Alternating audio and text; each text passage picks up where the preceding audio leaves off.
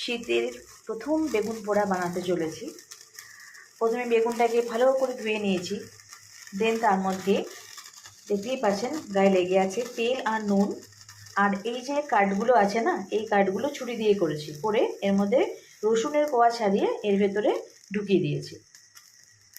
ভালো করে বেগুনটাকে পুড়িয়ে নেব, তারপর আবার ফিরছি। মোটামুটি পোড়া হয়ে এসেছে, দেখুন মোটামুটি পোড়া হয়ে গেছে। এরপর আমি গ্যাসের নবটা অফ করে দেব আর বেগুনটাকে তুলে একটা থালার মধ্যে রেখে দেব ঠান্ডা হওয়ার জন্য। এখনো গরম আছে, ছাড়ানোর চেষ্টা করি এইভাবে। দেখতেই পাচ্ছেন পুরো ধোঁয়া উঠছে। ছাড়ানো হয়ে গেছে। এবার এটাকে একটা অন্য প্লেটে নিয়ে নেব। এবার বেগুনের এই যে মাথার পোর্শনটা, এটা একটু প্রেস দিয়ে এটা থেকে আলাদা করে দেব।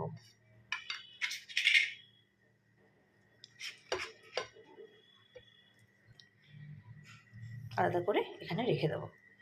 বেগুনটা আর এই রসুনের কোয়াগুলো মাখনের মতো নরম হয়ে গেছে।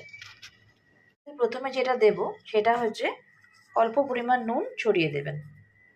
ঝাঁঝের জন্য কাঁচা সর্ষের তেল দিয়ে দেবেন একটু বেশি করে। দেবেন পেঁয়াজ কুচি, ধনেপাতা কুচি দিয়ে ভালো করে বেগুনটাকে এবার এদের সাথে মিশিয়ে নিন। আমার বেগুন পোড়া রেসিপি রেডি। আপনারা এইভাবে করে একবার ট্রাই করতে পারেন, আশা করি ভালো লাগবে। যদি ট্রাই করেন তাহলে অবশ্যই কমেন্টসে জানাবেন যে আপনাদের এই পদ্ধতিটা ট্রাই করে কেমন লাগলো। Good night.